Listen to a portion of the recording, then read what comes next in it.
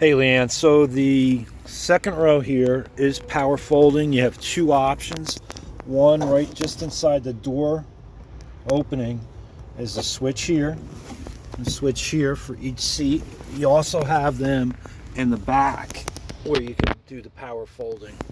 So if you were just open the door and you reached around, you press this button here, and the seat would fold down, and then you pull the strap and it would lift up.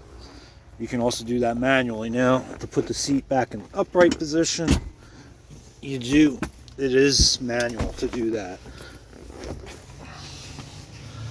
Try not to bounce it around too much.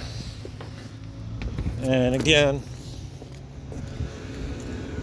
the third row here, I did in the other video where you can go up and down, and then these buttons here will trigger the seats to fold as well, the second row.